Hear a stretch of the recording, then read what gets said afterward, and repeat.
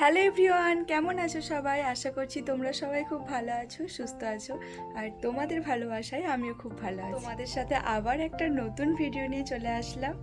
আর আজকে হচ্ছে 6 তারিখ আর কালকে হচ্ছে 7 তারিখ। আমি ভিডিওটা বানাচ্ছি 6 তারিখ আর কাল হচ্ছে 7 তারিখ, আমার সেই স্পেশাল মানুষটার জন্মদিন। তার জন্য তো কিছু হলেও করতে হবে। তো আজ আমি এক জায়গায় যাব, তো কোথায় যাব তোমাদেরকেও নিয়ে যাব, চলো। এখন বাজে 10টা 15 আর বাড়ি থেকে বেরিয়ে পড়লাম। বেরিয়ে টোটো ধরে যাব শ্যামপুরে, তারপরে শ্যামপুর থেকে যাব এক জায়গায়। আর কোথায় যাব তোমাদেরকে আমি এই ভিডিওতে শেয়ার করব, তো চলো স্কিপ না করে ভিডিওটা দেখতে থাকো। শ্যামপুরে পৌঁছেই কিন্তু সঙ্গে সঙ্গে বাস পেয়ে গিয়েছিলাম, বাসে উঠে পড়েছি আর সঙ্গে নিয়ে নিয়েছি ওরই একটা ভাইজিকে। কারণ আমরা যে যাচ্ছি ও কিন্তু কিছুই জানে না যে যাচ্ছি বলে, একটু একটু জানে কিন্তু কোথায় যাচ্ছি কিসের জন্য যাচ্ছি কিছুই জানে না। প্রথমেই কিন্তু চলে এসেছি উলুবেড়িয়া কালীবাড়িতে, আর আমার যেন মনে হয়েছিল যে ওর জন্য পূজা দেওয়াটা দরকার ছিল, সেই কারণে আমি আসলাম। আরো বিশেষ করে একটু ভয় ভয়ও করছিল, কারণ এই প্রথমবার কাউকে কিছু না বলে একা একা আসলাম এত দূরে।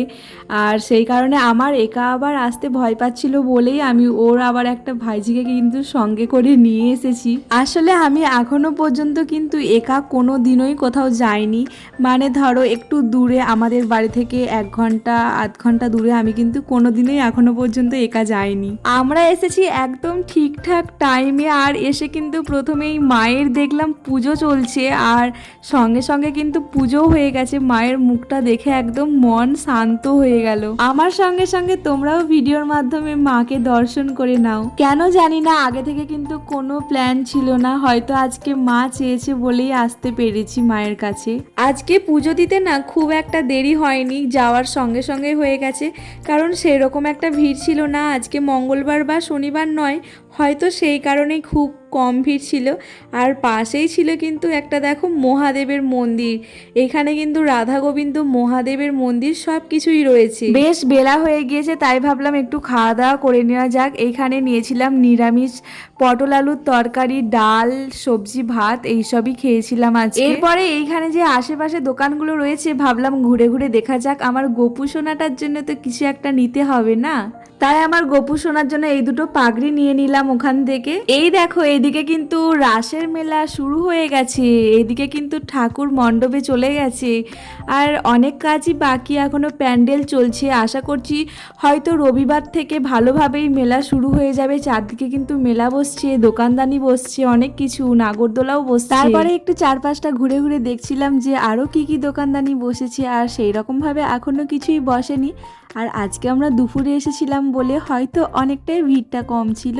তারপরে একটু চলে গেলাম গঙ্গার ঘাটের দিকে। এখানে এসে দেখলাম যে অনেক লোকজন স্নান করছে এই গঙ্গাতে। আর ওই দেখো দূরে একটা লঞ্চ যাচ্ছে, ওটাই দাঁড়িয়ে দাঁড়িয়ে দেখছি। এরপরে আমরা চলে আসলাম উলুবেড়িয়ার মিও আমরে কেক কিনতে। আসলে যার বার্থডে সে কিন্তু মিও আমরের কেক বড্ড বেশি ভালোবাসে, আর তার সঙ্গে আমরাও খুব ভালোবাসি। আর সত্যি করে বলো তো তোমাদেরও ভালো লাগে কিনা? আমার কিন্তু ভীষণ ভালো লাগে মিও আমরের কেক, আমার খুব ভালো লাগে। আমি যখনই আসি তখনই কিনি। তারপরে কিন্তু আমরা দেখে দেখে পছন্দ করছিলাম, শেষ পর্যন্ত আমরা এই কফি ফ্লেভারের কেকটা নিয়েছিলাম। তোমরা নিশ্চয়ই ভাবছো যে এখানে কি করে আসলো।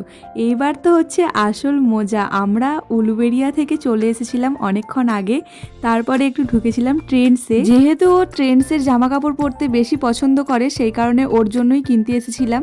তারপর জানি না ও কি করে বুঝে গেল যে আমরা এখানেই রয়েছি, আমাকে ফোন করে বলল, তারপরে চলেও আসলো। যাই হোক, লজ্জার কথা কি আর বলবো, সারপ্রাইজ আর সারপ্রাইজ থাকলো না, সবকিছু তো জেনেই গেল। আসলে এটাই প্রত্যেক বছর হয়, আগে থেকেই সবকিছু জেনে যাই বা বুঝে যাই। 7 তারিখ মানে শুক্রবার রাত 12টার সময় কিন্তু ওর বার্থডে আমরা সেলিব্রেট করছি।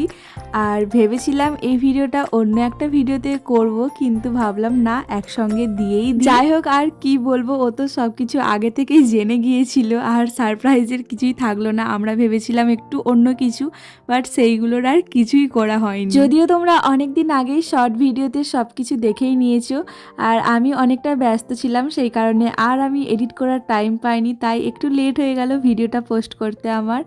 তো ভিডিওটা তোমাদের কেমন লাগলো অবশ্যই কমেন্ট করে জানাবে, আর তার সঙ্গে লাইক, শেয়ার অ্যান্ড সাবস্ক্রাইব করে দেবে। সবাই ভালো থাকবে, সুস্থ থাকবে, সাবধানে থাকবে। দেখা হবে আবার নতুন একটা ভিডিওতে।